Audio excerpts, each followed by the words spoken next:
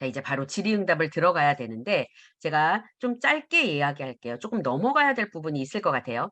질의응답에 전반적인 틀이 있어요. 어머님들이 하시는 질문은 10년이 지나도 20년이 지나도 30년이 지나도 또 비슷한 것 같습니다. 그 시기면 누구나 다 고민하는 것 같기도 하고 그래서 제가 세 가지 종류로 정리를 해 봤어요. 창의성, 그다음에 약간의 유전적 요인, 어머님들이 관심 있어 하는 웩슬러 검사, 그다음에 인제 마지막으로 제가 쪼끔 어머님들에게 들려드리고 싶은 30 년째 똑같은 질문에 쳇바퀴 되고 있는 어떤 상황들에 대한 조언들을 먼저 짧게 말씀드리면 어머님들의 단편적인 질문들이 이 안에서 많이 해소되기를 바랍니다. 어머님들이 초1이 되면서 고민하는 것 중에 가장 핵심적인 거에 창의성이 있어요. 우리 아이가 뭔가를 공부도 해야 되겠지만 창의적이고 자신감도 있고 인제 이런 아이들로 키우고 싶은 게 어머님들의 마음일 거예요. 그런데 창의성에 대해서 제가 꼭 해 드리고 싶은 말씀이 있어요. 자, 창의력은 책을 읽으면서 성장한다라는 걸 제가 꼭 보여드리고 싶은 단편적인 어떤 문제가 있습니다. 이 문제는 4학년 문제예요. 4학년 큰 수를 배울 때 최상위 경시 형제라는 굉장히 어려운 책에 나오는 문제예요. 이 문제를 딱 30초만 읽고 해결해 보려고 하겠습니다, 어머님. 읽어 보세요.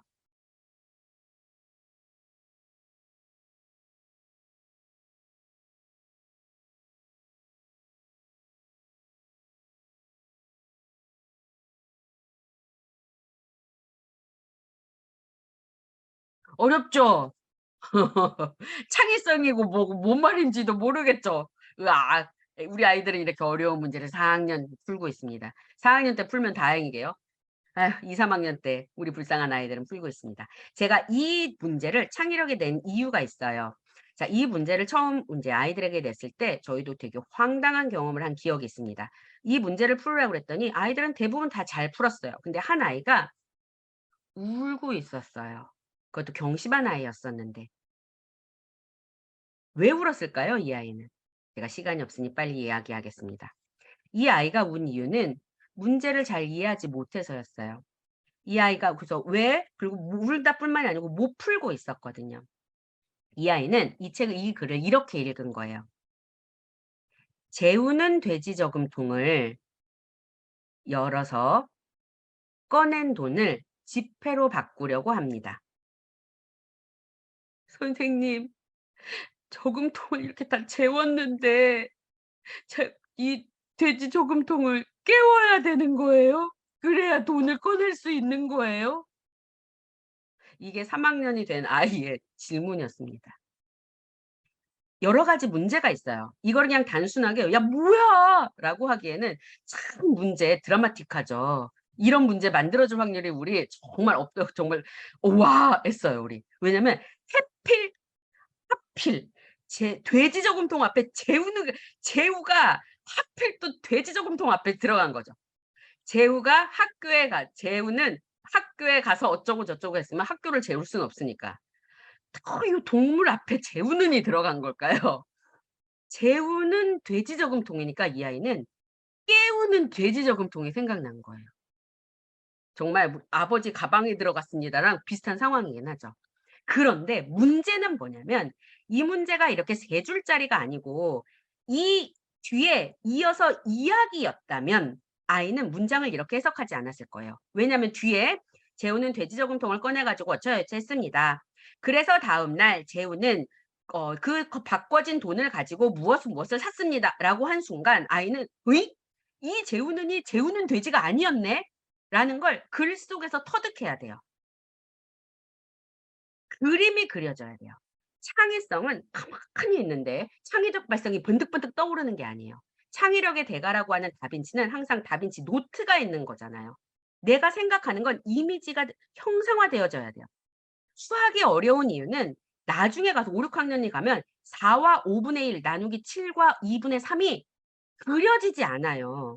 대분수의 나눗셈을 어떻게 실생활에 접목시켜요? 굉장한 추상화 과정이란 말이에요. 아이들은 이게 어려운 거야. 이미지되지 않는 어떤 상황. 나한테 잡히지 않는 거. 초등학교 저학년 때는 50, 100 잡히잖아요. 100 이라는 수가 이렇게 아이들한테 그려지는데 5와 7분의 3 나누기 7과 2분의 3은 안 그려지는 거예요. 이게 어려워요. 이렇게 뭔가 이미지 시킬 수 있는 건 상상을 할 수 있는 가장 중요한 조건이에요. 재우가 재우는 돼지 저금통을 열어서 깨워야 되는 걸 상상하고 있다가 다음 줄에 가서 이 재우가 학교에 가서 이 꺼낸 돈을 가지고 뭔가를 사고 있다면 스토리 상황에서 이 아이의 그림이 달라질 거예요. 수학을 글을 읽고 언어적 환경과 함께 가야 된다라는 건 바로 이런 이유에서예요. 우리나라는 딱 2줄짜리 3줄짜리 밖에 없기 때문에 아이들의 자의적 해석이 굉장히 극심한 학문 중에 하나예요. 그래서 딱 봐서 모르면 모르는 거예요. 그런데 외국 같은 사례는 이렇지 않아요. 문제 자체가 제시되어지는 문장도 쭉 길어서 아이들이 생각할 수 있는 단계들을 길게 주고 있어요. 우리나라의 수학도 정말 많이 바뀌고 있고요.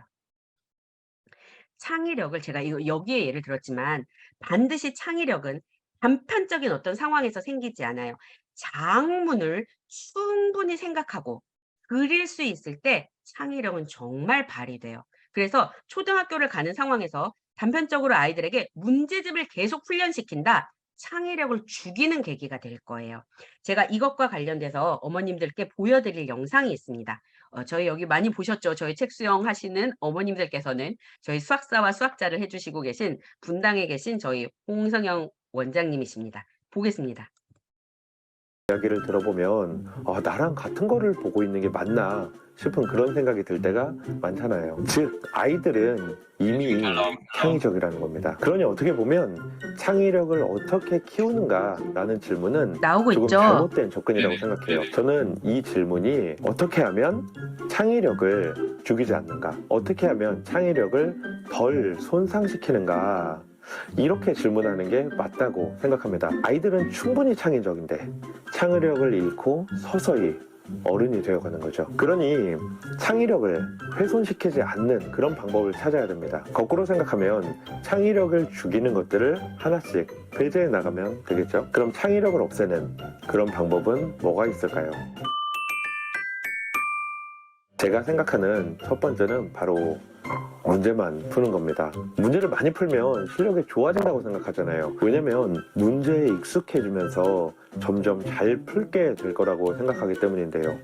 그런데 많은 연구에서 익숙함에 사로잡히기 때문에 오히려 그것이 발전을 저해시킨다는 그런 결론을 내리고 있습니다. 문제를 많이 풀면 출제자의 의도에 갇히게 되는 거죠. 자신만의 아이디어를 만드는 게 아니라 출제자의 의도대로 따라가게 됩니다. 그러니 문제를 많이 풀면 풀수록 창의적 사고는 오히려 죽게 되는 거죠. 창의력을 죽이는 두 번째 방법은 급하게 하는 거예요. 우리는 효율성을 굉장한 미덕이라고 생각하는 경향이 있습니다. 같은 시간에 더 많은 문제를 풀고 더 많은 단어를 외우고 더 많은 책을 읽으면 좋을 거라고 생각하죠. 아이들이 놀다가 또 공부하다가 갑자기 멍하게 있는 것을 보셨는지 모르겠어요. 과제를 하다가 갑자기 바닥을 막 뒹굴뒹굴 구르기도 합니다. 그런데 아이들이 이러고 있으면 부모들은 100이면 100 이렇게 얘기해요. 야, 놀고 있지 말고 빨리 숙제해라. 그런데 이 이야기는 아마 지금 부모들도 어린 시절에 똑같이 들었을 거예요. 그리고 우리 아이들에게 다시 돌려주고 있는 거죠. 그런데 그거 아세요? 이렇게 뒹굴뒹굴 하고 있는 이 시간 동안에 아이들의 머릿속에서 새로운 조합이 일어나고 있다는 사실입니다. 새로운 조합을 하고 새로운 발상을 하고 있는 이 시간은 굉장히 소중한 시간인데 그 시간을 부모가 와장창 깨트리고 있는 거죠. 빨리 밥을 먹으면 체하게 됩니다. 또 과속을 하게 되면 사고가 날 확률이 높아지죠. 문제를 빨리 풀면 좋은 것일까? 아이에게 적절한 난이도의 문제를 풀게 했는데 지나치게 빠르게 푼다면 이 아이는 문제의 본질을 보려는 시도를 하지 않고 있는 겁니다. 이 아이는 정답 찾기에 급급하고 있는 거죠. 2차 방정식 문제를 푸는데 무조건 근해 공식에만 대입하는 이런 방식이 옳다고 생각하지는 않으시겠죠? 단 한 문제를 풀더라도 다양한 시도를 해보고 또 같은 방법이라고 해도 계산의 방법을 달리 해보고 또 정답을 맞춘 문제라고 해도 답지를 보면서 내 풀이에 대해서 평가를 하는 그런 방법은 당장은 느려 보여도 결국 훨씬 더 빠른 길이 될 거라고 생각합니다. 창의력을 죽이는 세 번째 방법은 쉬운 방법을 찾아가는 거예요. 같은 길을 가더라도 쉽게 가면 훨씬 더 좋은 거 아닌가 라고 생각하는 게 뭐 지극히 아이들은 정말 충분히 창의적이에요. 그런데 그거를 저희가 기다려주지 못하고 반복된 문제, 이 아이들에게 빨리 뭔가를 재촉하면서 이 아이들의 사고를 정말 축소시키고 있는 거예요. 책을 장글을 읽고 있는, 천천히 읽고 있는 이 아이들을 기다려줄 수 있어야 돼요, 저희들이. 이 영상도 잠깐 1분만 볼게요. 2년 동안 강의를 하면서 진짜 힘들었던 수업이 하나 있어요. 뭐 고3 수업, 재수생 수업 그런 거 아니고요. 그런 수업은 오히려 쉬워요. 제가 몇 년 전에 대치맨스몽에서 저학년 아이들 대상으로 수학동화 단과반을 개설을 했거든요. 뭐 인근에 여기 탑반 다니는 아이들 다 수학을 했어요. 그 수업이 너무나 힘들었습니다. 왜 힘들었냐면 예를 들면 이런 식이에요. 얘들아, 옛날에 페르시아에 상인이 살았어. 이 상인이 낙타 여기까지 얘기하면 아이들이 손을 들어요. 선생님 저 다 압니다. 17마리예요. 한 마리 들려오면 됩니다. 저는 그러고 싶지 않았거든요. 자, 어떤 상황인지 이해 가시죠? 아이들이 문제를 많이 풀고 뭔가 이렇게 뭐 문제를 많이 풀면서 공부를 많이 하면 아이들이 창의력이 좋아지겠지? 정말 그렇지 않습니다. 그러니까 꼭 아이들에게 지금 초등학교 들어가는 우리 친구들에게 공부도 시켜야겠고 창의력도 죽이지 않고 싶으시다면 꼭 너무나 문제풀이로 문제의 양을 많이 풀리면서 이 아이에게 빠르게 재촉하지 마시고 충분한 시간을 갖고 문제를 우리 아이에게 맞게 조금 풀려주시고 정말 폭넓은 책들을 이 아이에게 제시한다면 아이들이 잘 창의력을 잃지 않고 성장할 거라고 생각해요. 그 다음에 제가 어머님들께 꼭 말씀드리고 싶은 게 있어요. 이제 초등학교 1학년들이 되면 저희 학원도 1S를 뽑게 되겠죠. 보통 이제 학원들마다 보통 이제 1학년들이 어떤 반들, 레벨을 가진 어떤 반들을 형성하게 되면서 이런 이제 어머님들이 이제 주위에서 좋다고 생각하는 곳에 가서 웩슬러 검사 같은 거를 많이 보실 거세요. 제가 그때 어머님들께 꼭 이런 생각을 하셨으면 하는 바람으로 제가 조금 준비해 본 영상이 있습니다. 이런 생각을 하고 있을 건데 결론적인 이야기를 먼저 할게요. 고3 혁명은 우리나라 40년 입시 역사상 한 번도 일어난 적이 없다. 절대로 고3에 와서 성적이 올라가서 자기가 원하는 대학을 갈 수 있는 가능성은 거의 없다는 거. 시작부터 무슨 촉치는 소리 하냐 하겠지만은 이걸 꼭 명심해야 돼요. 지금은 너희들이 예를 들어서 2등급과 3등급 사이 정도, 그러면 한 10%에서 12, 13% 전국 석차, 그 정도 나오는 애들 같으면 웬만하면 연고대 정도 들어갈 거라고 다들 생각하고 있을 건데 그런 일은 절대로 일어나지 않는다. 지금 그 정도 학생이면 어느 정도 가느냐 하면 외대 용인 정도 딱 가면 정상적으로 가는 거야. 그걸 분명히 알고 있어야 돼. 너희가 지금은 큰 꿈을 다 가지고 있다고. 또 심지어 이 학원 저 학원 가면 선생님들이 너를 붙잡고 그동안 놀았지만은 1년만 열심히 하면 너의 꿈을 반드시 달성할 수 있다 이런 이야기를 하는데 그건 새빨간 거짓말이야. 고3 와서 1년 동안 공부해서 성적이 올라가는 경우가 거의 없단 말이야. 내가 14년간 강의를 했고 오늘이 15년째 강의를 하는데 내가 봐온 14년간의 경험에도 고3 혁명은 한 번도 일어난 적이 없어. 절대로 일어나지 않는다고. 너희가 오늘은 큰 꿈을 가지고 이 자리에 왔지만은 내년 이맘때 딱 1년 뒤에 2002년 12월 26일 날 대부분의 학생들이 아주 비참한 상태에 빠져 있을 거예요. 거의 다 망해 있을 거라고. 그 사실을 꼭 기억하고 있으라고. 웃으면 안 돼. 1년 뒤에 이날 너희들은 대부분 다 슬피 울고 있을 거라고. 잘 들어. 절대로 성적이 1년 만에 그렇게 크게 올라가지가 않는다. 왜 성적이 크게 변화가 없느냐 하면 공부를 결정짓는 가장 중요한 요소가 뭐니? 공부를 잘하고 못하고 결정하는 데 있어 제일 중요한 변수가 뭐니? 네 생각을 말해봐.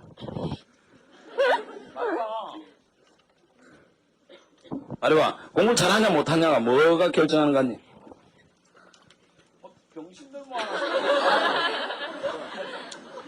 노력이 노력.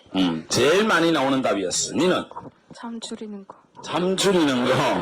아주 구체적이네. 니 좀 많이 줄여야 되겠다. 줄이면 체중도 줄 것 같다. 저도 노력이요. 니도 노력. 니는? 방법. 방법. 다양하게 노네. 니는?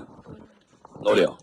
어머님들은 학생들한테 뭐라고 물어보면 생각하세요? 공부를 잘하냐 못하냐 결정되는 제일 중요한 요소가 주로 노력, 정신력, 뭐 끈기 뭐 이런 이야기를 많이 하는데 여기에서부터 너희가 잘못 알고 있어. 공부를 잘하냐 못하냐를 결정하는 가장 중요한 요인은 유전자야. 이거 웃으면 안 돼. 솔직하게 이야기를 해야 돼. 왜 웃는데?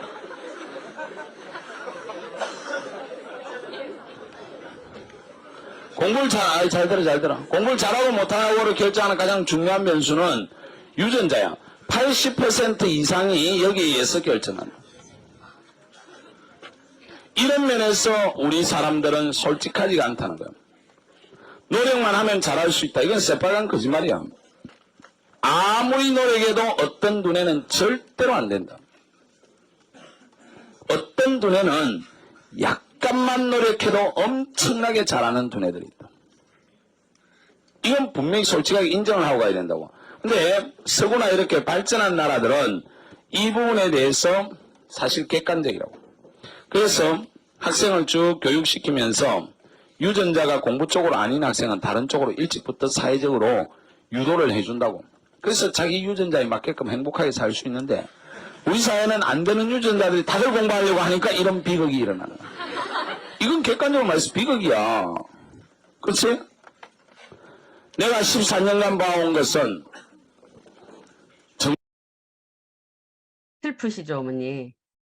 제가 이 영상이 20년 전 영상이에요. 그리고 10년 전부터 막 이제 회자되기 시작했어요. 여러 어머님들께. 그리고 항상 새 학기가 되면은 이 영상의 조회수가 확 올라갑니다. 왜냐면 제가 이 새 학기를 맞으면서 저희 학원은 새 학기 들어서 들어오는 신입생들한테 웩슬러 검사를 봐요. 지금 한참 제가 봐도 전국적으로 웩슬러를 보는 시즌인 것 같기는 해요. 많은 곳들에서 이 아이 어머님들이 뭐 이런 말들 그러니까 어머님들끼리도 요때 뭔가 웩슬러 검사를 해야 방향 설정에도 좋고 이제 요런 것들을 많이 합니다. 근데 제가 초등학원을 이제 시작한 지 13년이 됐어요. 그러니까 중고등부를 가르칠 때는 한 번도 유전적 요인에 대해서 생각을 해본 적은 없어요. 왜냐면 손준 원장님은 그렇게 말씀하셨지만 아이들은 생각보다 노력에 의해서 변화될 거고 내가 좋은 대학을 갈 거라는 희망이 없다면 우리 그렇잖아. 희망이 없다면 살아갈 힘이 없어요. 이걸 내 유전자가 별로 안 좋기 때문에 나는 공부해도 안 되라고 생각하는 고3들은 아무도 없어요. 그렇기 때문에 모두 다 열심히 하고 그리고 기적이 일어나요. 고3 혁명이 대다수가 없다라는 거지 분명히 한 3% 정도는 정말 큰 성장들을 합니다. 그리고 예를 들어 1등급 우리가 원하는 정말 서울대학교라던가 그 정도의 비율이 조금 작아서 그렇지 많은 아이들은 본인의 학년 그 전 학년들보다 고3 때 재수할 때 더 좋은 대학들을 잘 가요. 그런데 아까 말씀드린 것처럼 훨씬 더 편하게 좋은 어떤 학습 습관에 의해서 성장한 아이들은 이때 똑같은 1년을 놔도 훨씬 더 좋은 결과들을 낳게 되어져 있어요. 자, 그런데 초등을 하면서 정말 아이들의 뇌가 너무 신기했어요. 아이들이 변하는 것도 신기했고 왜 저 아이는 똑같이 그러니까 고3 고등학생들한테선 그런 것들을 발견한 적이 없었는데 초등학생들은 내가 똑같은 어떤 수업을 해도 8명이 받아들이는 정도가 정말 달랐어요. 그래서 '와 쟤는 왜 저렇게 생각하지? 나한테 문제가 있는 게 아니고 아이들마다 이렇게 생각하다 보면 쟤는 저 길로 가서 훨씬 더 잘 되겠네. 이 아이는 계속 이렇게 가다가 힘들어지겠네.'가 정말 보였어요.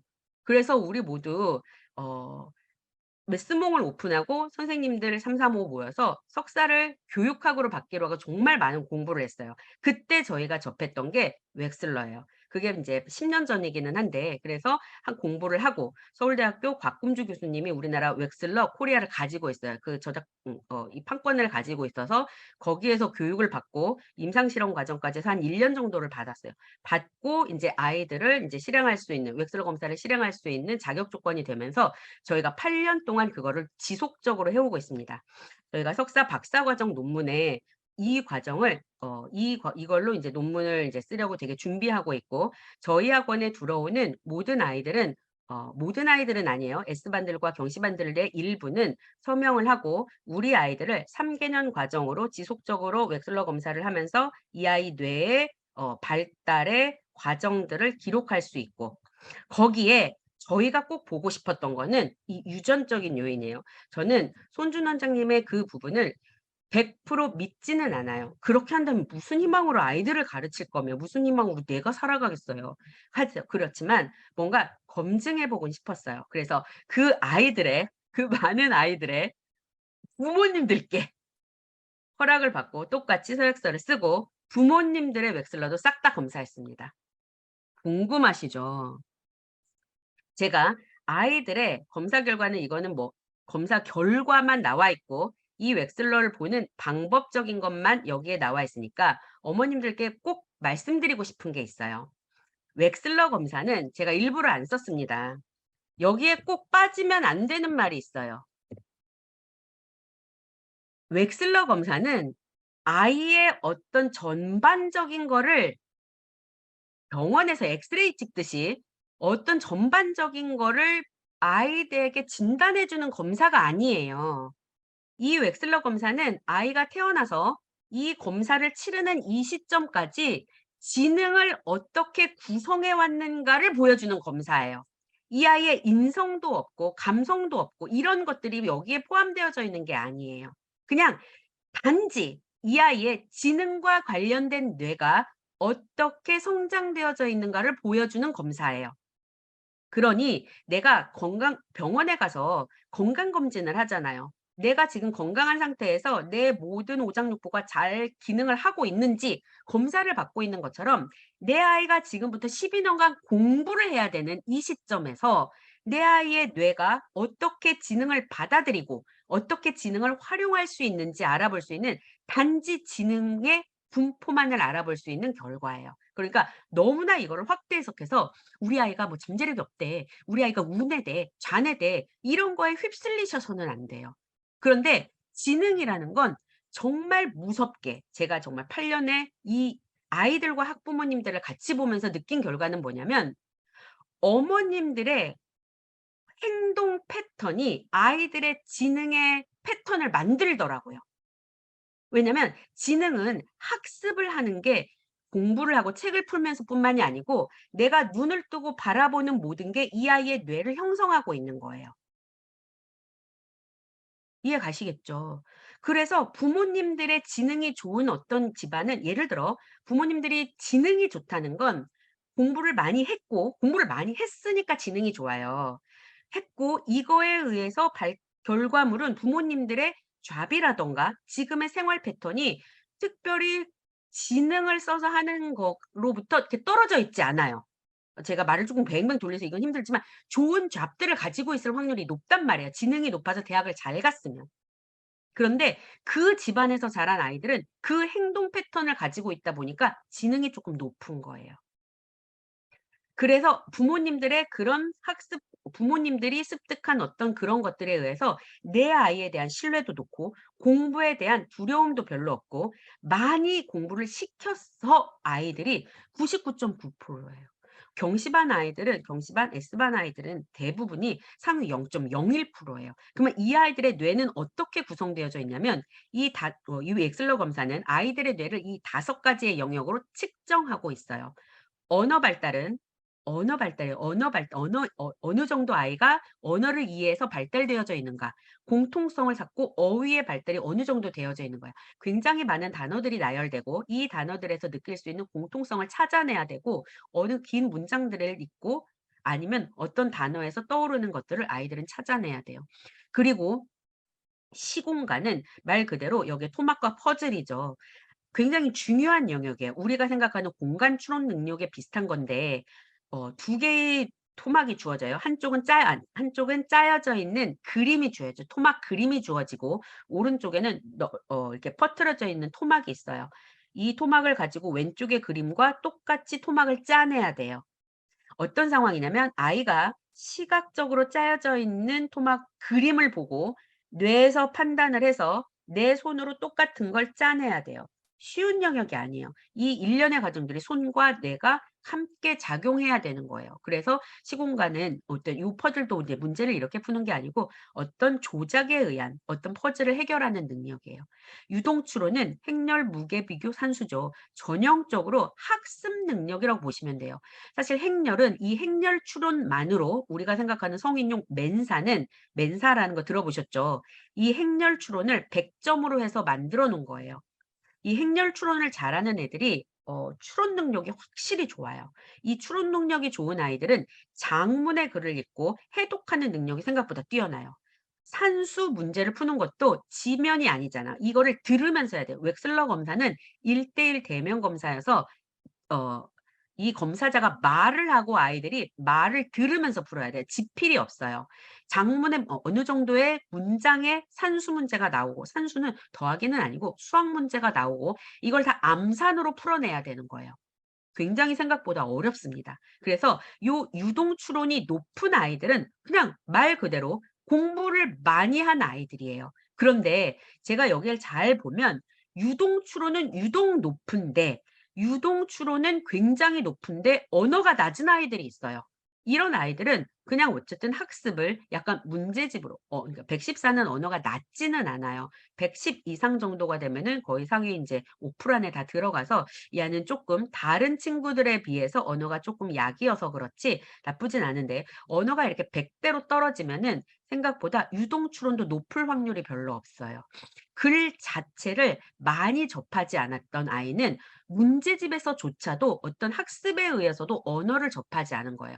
어쩌면 굉장히 여기에 있는 요 상위 30% 아이들이거든요. 이게 우리나라 사람들한테 가장 많다고 보시면 돼요. 그리고 저희 선생님들이 모두 느끼기에 상위 30%의 아이들까지는 공부를 하는데 1도 지장이 없어요. 상위 30%, 20%, 10%는 그냥 정말 종이 한 장 차이라고 보시면 되는데 상위 1% 이내의 아이들은 일찍부터 조직적으로 학습을 해온 아이들이에요. 그런데 이 상황에서도 꼭 눈여겨봐야 되는 건 이 처리 속도예요. 이 처리 속도는 뭐냐면 이 처리 속도가 유달리 높고 유달리 낮은 아이들이 있어요. 처리 속도는 그냥 아주 쉽게 얘기하면 문제를 해결하는 아이들의 마음가짐이라고 생각하시면 돼요. 기호와 동형인데 여기에 모양들이 한 6, 7개 주어지고 그 모양마다의 기호가 정해졌어요. 그리고 아이들은 한 100개 되는 그 모양이 막 섞여 있는 문제들 밑에 100개의 모양들이 나열되어져 있는 밑에 그 주어진 기호들을 적어야 돼요. 자, 똘똘한 유동추론과 언어 능력, 유동추론이 발달된 아이들은 어떤 상황이 벌어지냐면 그 그림마다의 기호를 패턴을 갖고 뭔가 자기만의 언어로 얘네들을 암기하기 시작해요. 그래서 100개를 나열하는 동안 주어진 7개를 잘 보려고 하지 않아요. 정말 신기하리만큼 스스로 그거를 막 정의 내리면서 풀어요. 그래서 많이 틀려요. 잘 맞지 않아요. 그리고 나서도 느려요. 막 생각해요. 뭐였더라? 저걸 아까 내가 어떻게 했더라? 그런데 이 처리 속도가 유달리 높은 아이들은 이렇게 생각하지 않아요. 그냥 모양과 기호를 보면서 눈은 모양과 기호를 보고 손은 얘를 막 써요. 이렇게 오른쪽 왼쪽 눈 이렇게 돌아가면서 생각하지 않고 모양 보고 글 쓰고. 대부분의 인제 저희가 정말 이 통계를 내보면 우리가 어머님들 질문 등에도 그게 있어요. 눈치가 빠른 사회성이 빨리 발달된 여자아이들이죠. 남자아이들은 쪼끔 사회성이 좀 늦게 발달되는 것 같아요. 사회성이 빨리 발달되고 우리 눈치가 좋은 둘째들 처리 속도 짱입니다 진짜. 그래서 이 아이들이 웩슬러 지수가 되게 높아요. 점수만 놓고 보면. 그래서 웩슬러 지수가 얼마야? 우리 아이 상위 20%야. 하나도 좋아할 게 없을 수 있어요. 왜냐면 다른 것들은 되게 현저히 낮은데 처리 속도가 굉장히 높아서도 얘가 쪼끔 올라가거든요. 이렇게 되면은 마치 조금 더 어려서 받으면 우리 아이가 굉장히 똑똑한데 공부를 굉장히 싫어하는 게 되게 아이러니한 상황이 생기기도 해요. 아이들이 사회성도 어쨌든 문제를 풀 때 학년이 어릴수록 문제를 해결하는 걸 그 문제의 본질을 보지 않고도 그냥 앞뒤 전후 관계만 보고도 문제의 답을 잘 찍을 수 있어요. 이런 경우에도 겸사 결과가 높고 어렸을 때 특히 1, 2학년 때는 수학 공부도 굉장히 잘해 보여요. 언어적 발달이 뛰어난 여자아이들이 처리 속도가 높으면 지능 검사 결과가 확 높거든요. 그런데 유동 추론이 훅 떨어지는 거예요. 토막 시공간도 훅 떨어지고 이런 아이들이 있어요. 이런 뇌를 조금 보시면 우리 1학년 정도 됐을 때 내가 이 아이에게 지금까지 '아 이 아이가 이런 방식으로 뭔가를 뇌를 사용해 왔구나. 이 아이가 이런 부분이 굉장히 장점이구나. 이런 거가 굉장히 단점이구나.'를 조금 아실 수 있어요. 제가 오늘 어머님들께 책 수영을 시작하는 이 와중에 이걸 보여드리는 이유가 있어요. 역대로 모든 결과치를 보면 정말 수학도 잘하면서 그러니까 지금 결과 상황에서 우리가 볼 때 굉장히 좋은 아이가 사고를 하고 있어. 어 좋은 문제 해결력을 가지고 있어의 아이들은 언어와 유동 추론이 함께 높았어요. 이런 건 뭐냐면 아이가 단편적으로 수학 문제만 한 게 아니고 단편적으로 책만 막 읽은 게 아니고 언어 발달이 잘 될 때 수학이 잘 들어가진 아이들이에요. 그러다 보면 이것들이 골고루 발달하게 돼요. 이 결과를 보여드리고 싶었어요. 어머님들께서 그쵸. 책은 되게 기호적인 거고 '아 책을 많이 읽었는데도 아니야. 그냥 문제를 빨리빨리 수학은 문제를 정확하게 풀어서 엉덩이 힘으로 이거를 풀어내느냐 아니냐를 이게 수학의 결정이라고 생각하시면 진짜 큰 오산이에요. 수학은 그 가진 거를 가지고 엉덩이 힘으로 풀어낼 때는 초등학생 때가 아니에요. 그거는 이 지능이 어느 정도 다 자리 잡은 다음에 중고등학교 가서는 맘대로 이 지능을 활용할 수 있을 때는 엉덩이 힘으로 2 시간이고 3 시간이고 끙끙댈 수 있는데 초등학교 때는 이 뇌를 구성해야 된단 말이에요. 언어도 높여 놓고 그리고 한 번 올라간 언어 지능 절대 떨어지지 않아요. 한 번 올라간 유동 추론 떨어지지 않아요. 우리 고3 때는 1-2달 놀아도 수학 점수가 떨어지지 않는 거랑 똑같아요. 어느 정도 지식이 만들어진 상태에서는 잘 안 떨어진단 말이에요.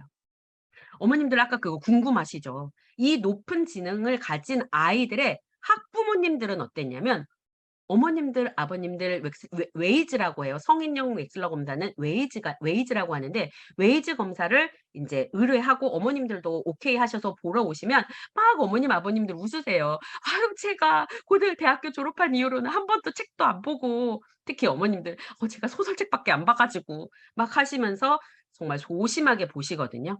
어머님들 지능도 상위 3% 대부분 이내세요. 뇌는 생각처럼 그렇게 어느 날 막 좋았다 나빠졌다 지능과 관련된 분명 제가 말씀드려요. 이게 생활 패턴과 사회성하고는 전혀 상관이 없어요. 단지 지능이에요. 뭔가 학습적 역량이란 말이에요. 이건 한번 올라가져 있는 지능은 떨어지지 않아요. 그러니까 이게 형성되는 이 어린 시기에는 언어와 유동 추론을 언어 이해와 유동 추론을 함께 성장시키셔야 돼요. 그래야 좋은 뇌가 골고루 발달돼요. 그래야만 처리 속도도 자신감이 붙어서 자기만의 세상을 갖게 돼요. 그래야 창의적 발상이 가능해요. 처리 속도가 높은 여자아이들이 생각보다 창의적 발상이 별로 없어요. 잘해야 되고 빨리 해야 되고 정확히 해야 되고 이런 아이들이.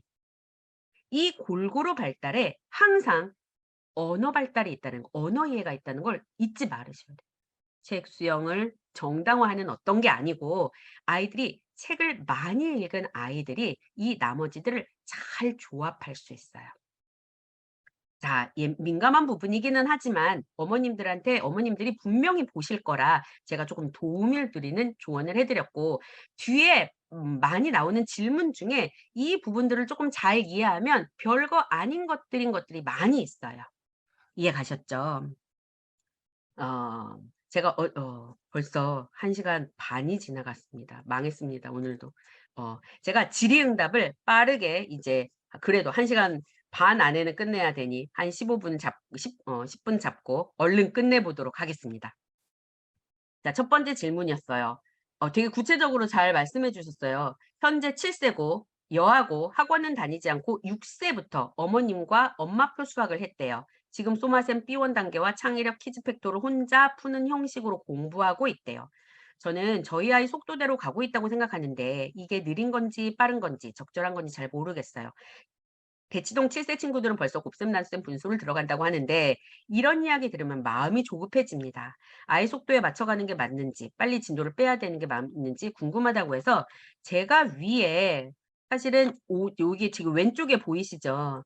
요 7세들 맞는 말이에요. 저희 7세들 곱셈, 나눗셈, 분수 다 하죠. 제가 얼른 보여드릴게요. 저희가 7세는 영어로 진행했습니다. 이게 7세 영어 일기입니다. 아이들이 7세 영어 일기 7세인데 영어 우아매 나보다 더 잘 쓰네 그러고 있죠. 이 아이가 7세인데 영어 일기를 1쪽, 2쪽, 3쪽, 4쪽, 5쪽, 6쪽을 썼습니다. 7세 동화예요. 그냥 더하기에 의한 홀수 짝수를 배우고 있는 방법이었고요. 6쪽, 7쪽, 8쪽 하고 선생님과 영어로 이렇게 대화를 하고 있습니다.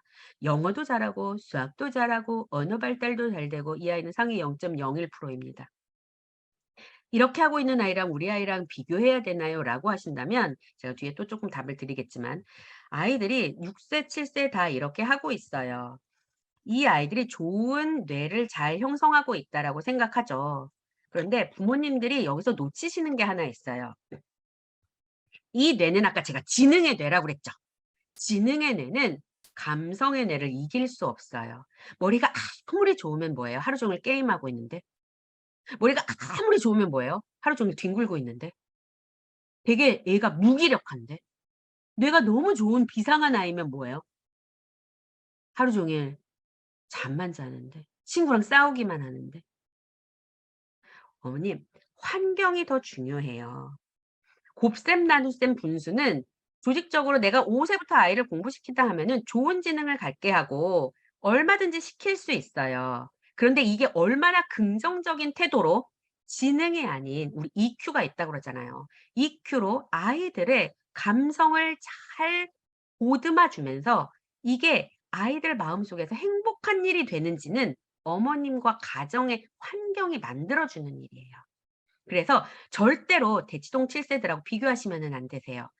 제가 답에 대치동 7세하고 비교하지 마세요. 그거는 정말 극소수의 아이들인 거고 그리고 무서운 건 아시죠? 그 극소수의 아이들이 굉장히 행복한 환경이라는 거예요. 대치동 아이들이 그렇게 빡세게 선행 나가고 미친 듯이 선행 나가서 다 불행하냐? 안 그래. 제가 본 대치동의 그 빡센 아이들은 엄청 행복해했어요. 매일 정석을 비고 잤어요.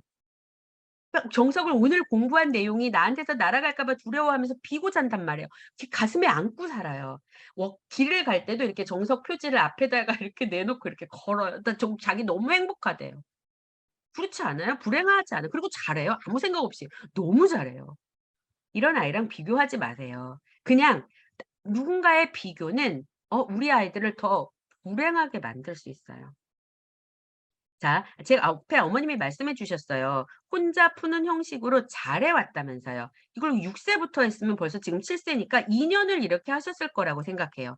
저는 아이가 정말 잘하고 있다면 정말 진도를 뭔가 반복한다거나 빨리 나가 이럴 계획을 세우지 마시고 2년 동안 꾸준히 나갔을 거니 이 페이스를 잃지 말고 꾸준히만 하시면 진도가 달려질 때가 있어요. 그리고 여기다가 더하기 알파를 쪼끔씩만.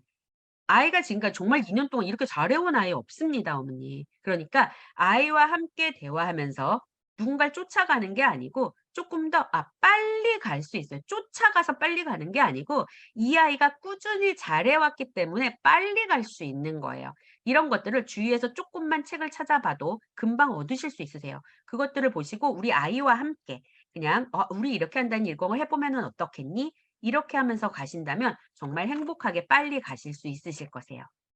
초등 저학년에게 심화가 중요한지 사고력이 중요한지 궁금하대요. 제가 사실은 앞에 요 한 장을 요거 잠깐만 보여드리고 가야 될 것 같아요. 자, 이제 초등학교를 가는 아이들에게 어머님들께 꼭 들려드리고 싶은 말이 있어요. 자, 1번은 패스. 자, 2번입니다. 사고력은 사고력 문제집을 풀수록 없어진다고 생각하셔야 돼요. 아까 앞에 그 분당 홍 원장님도 말씀해 주셨지만 문제집은 패턴화되어지고 있어요. 그리고 문제집은 풀수록 빨리 풀고 뭔가 아이들의 뇌를 굉장히 고착화시키고 있어요. 그렇기 때문에 문제집이라는 건 사고력을 늘려줄 수 없어요. 문제 해결 전략을 높여주겠죠. 사고력 문제집이라는 말은 제가 이렇게 쓰고 싶어요. 날씬 족발? 족발집에서 족발 이름을 적으면서 이걸 먹으면 날씬해질까요? 날씬 족발? 건강 담배? 앞말과 뒷말이 모순되어져 있죠. 사고력 문제집은 건강 담배랑 똑같아요. 사고력은 문제집을 풀수록 없어질 거예요. 문제 해결 전략이 늘어날 뿐인 거예요. 그러니까 사고력 문제집에 제발 집착하시지 말으셔야 돼요. 이 단어를 안 쓰시려고 노력하셔야 돼요. 초등 저학년에게 심화가 중요한지 사고력이 중요한지에 이 사고력이 설마 사고력 문제집을 말씀하시는 건 저는 아닐 거라고 생각해요. 그냥 사고하는 힘이겠죠. 사고와 심화 중에 하나를 고르라 그러면 초등 저학년은 당연히 사고력이 중요해요. 책을 읽고 폭넓게 생각하는 힘이 굉장히 중요해요. 심화는 되게 위험해요. 특히 아이마다 심화를 할 성격도 조금 달라요. 이 아이가 굉장히 두루두루 관심이 많아, 세상에. 막 진짜 모르는 게 없이 잡다해. 이 아이에게 수학 심화를 들이대면 이 아이는 지금이 때가 아니에요.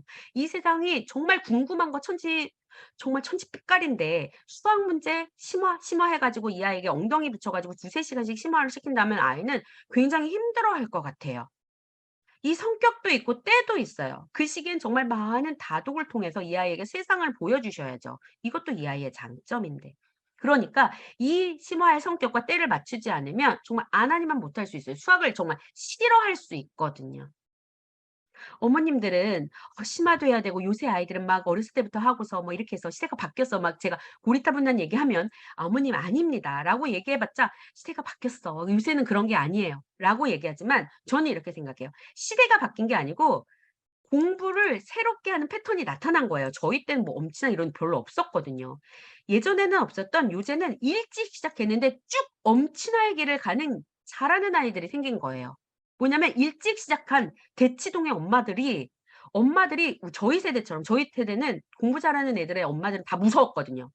근데 요새 엄마들은 아이들을 대화와 회유로 적절한 보상으로 아이들을 일찍 건강하게 긍정적으로 잘 시키는 이런 층이 생긴 거예요.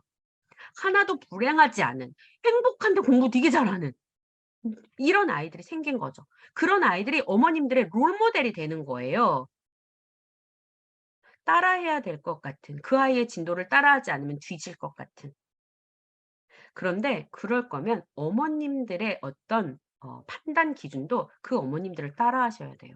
어머님들에 대해서 제가 얘기하면 진짜 하루를 얘기해도 길지만 그 층 때문에 저희가 조금 더 빨리, 빨리, 빨리 이렇게 됐지 공부는 그렇게 빨리 하지 않아도 조금 나중에 해도 잘할 수 있어요.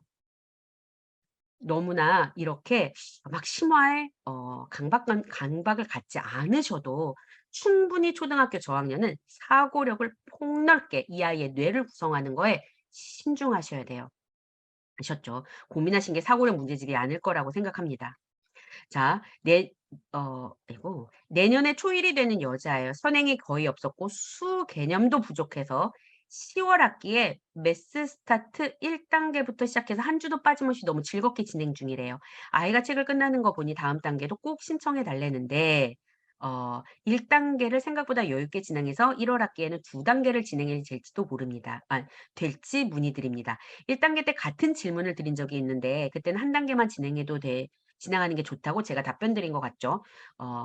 2단계를 이번에 하고 싶죠. 어머님, 여전히 2단계를 하기를 바라지 않아요.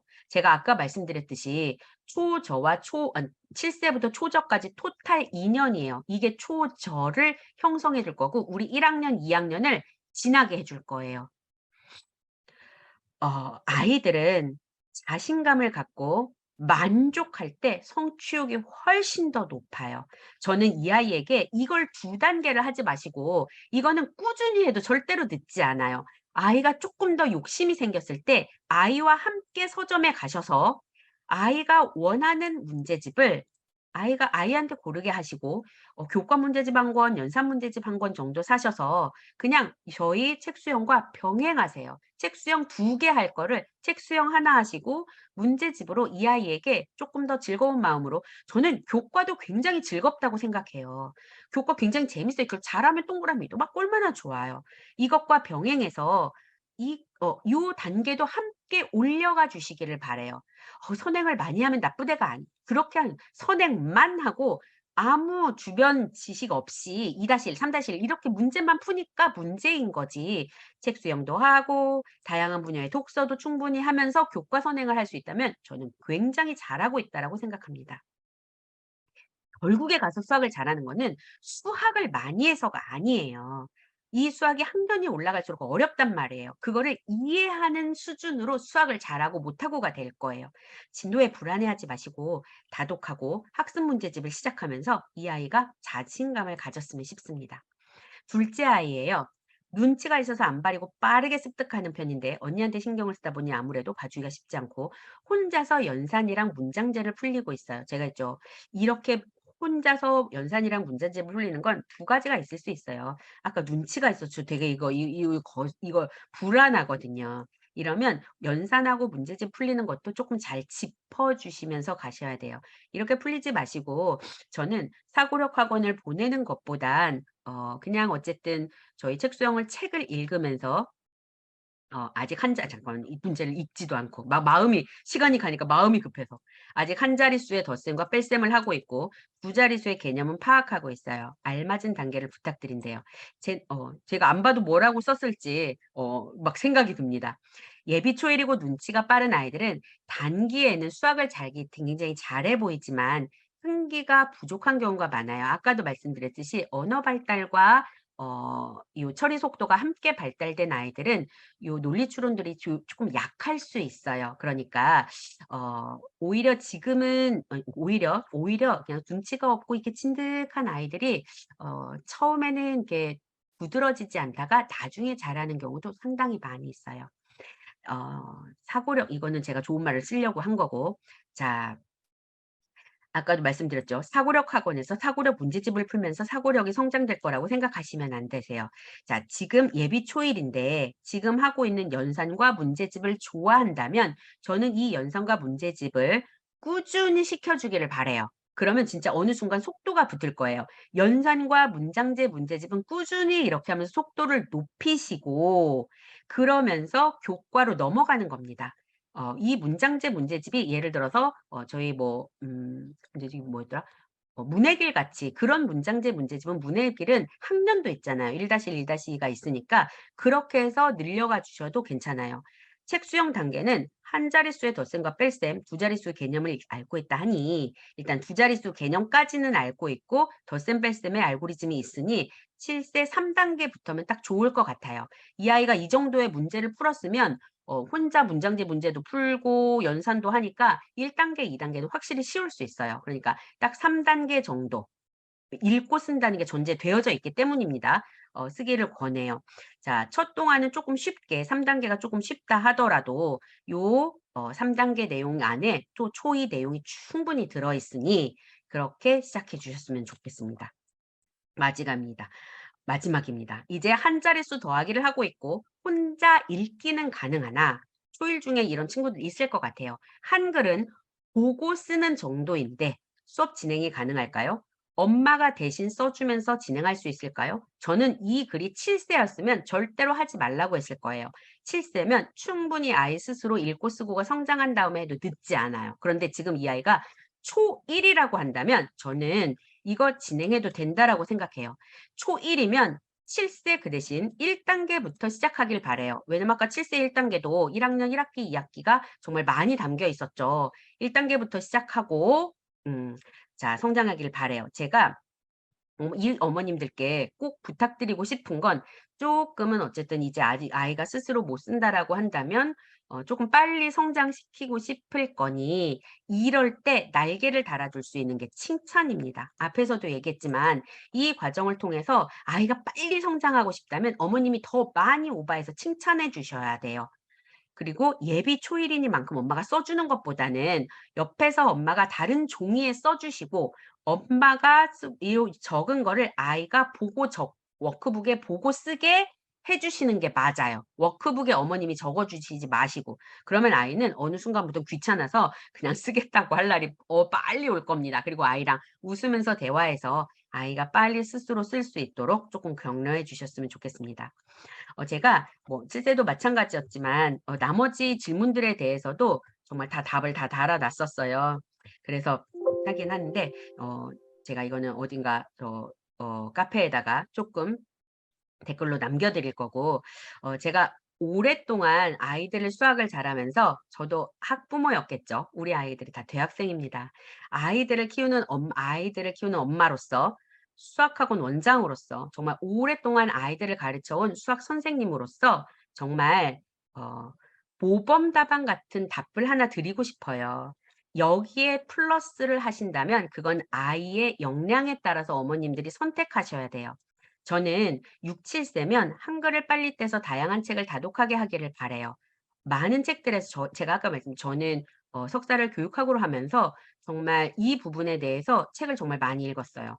많은 책들에서 한글을 빨리 떼는 건 아이의 창의성의 발달을 저해하는 요인이 된다라고 말씀하신 교육학자들이 많아요. 그런데 저는 지금 전반적인 것보단 수학을 논하고 있는 거잖아요.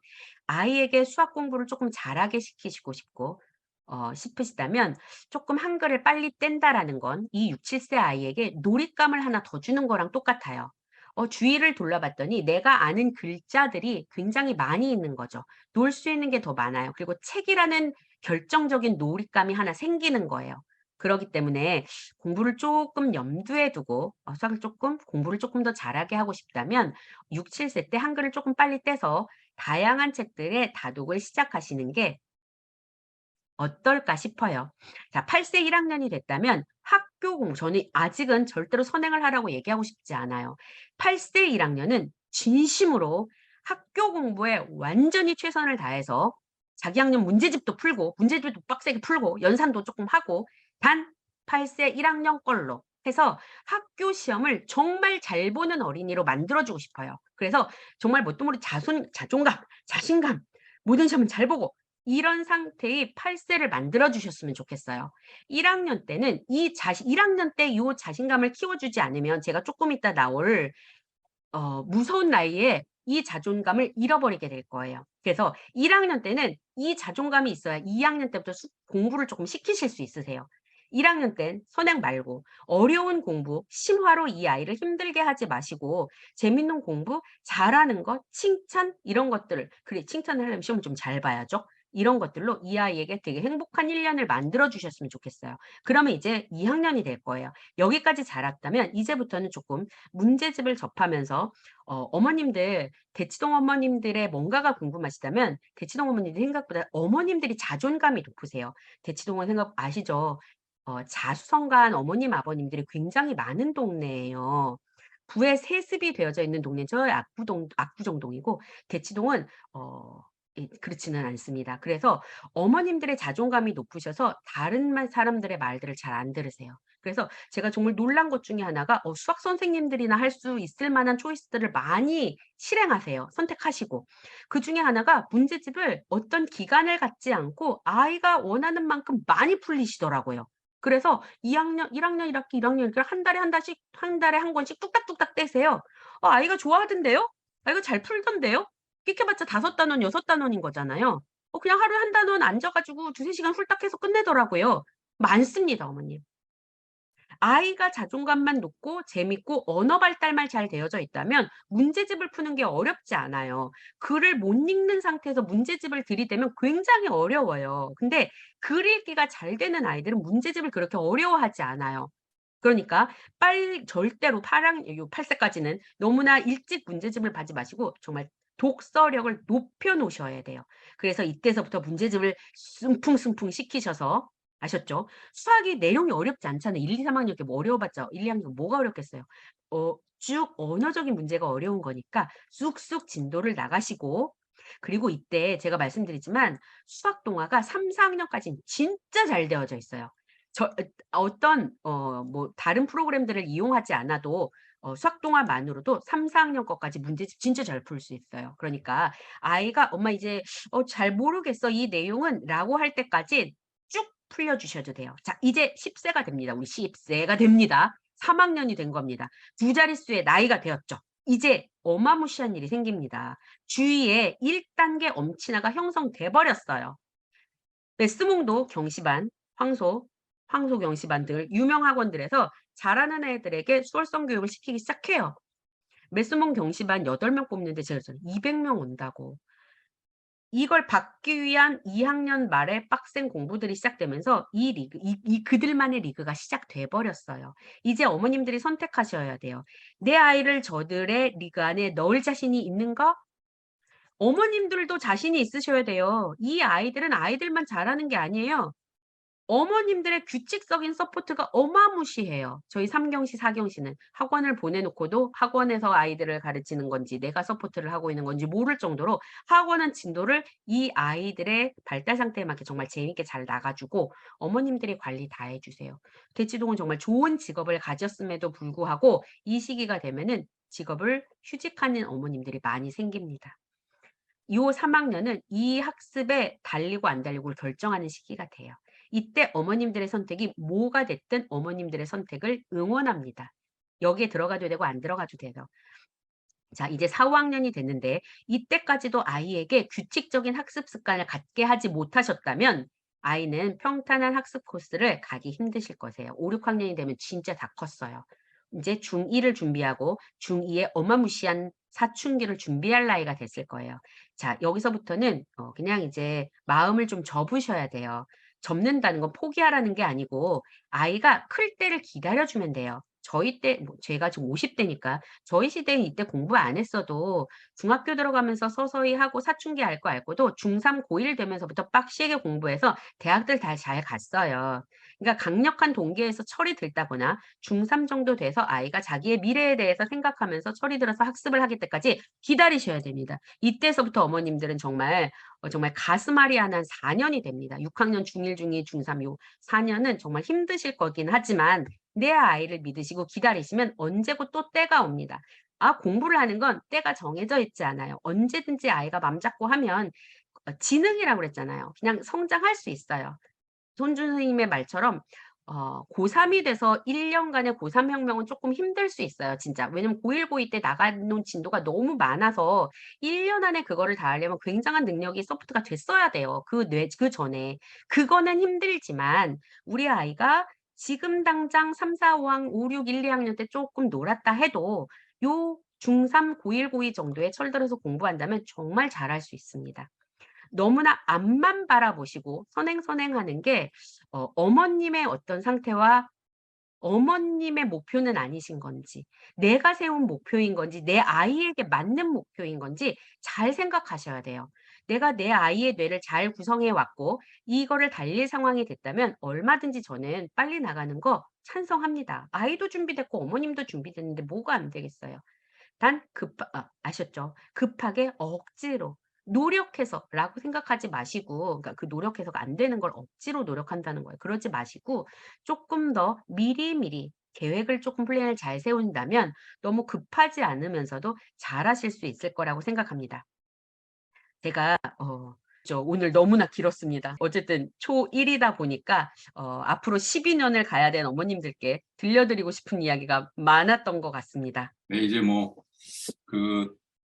상세한 질문은 계속 책수형 카페, 메스몬 카페 책수형 Q&A 게시판에서 하실 수 있고요. 거기에 이제 코치님이나 원장님께서 직접 답을 다 하시니까 거기에 좀 여기서 물어보는 것처럼 구체적으로 질문을 해주시면 답변 드리도록 하겠습니다. 네, 감사합니다. 감사합니다.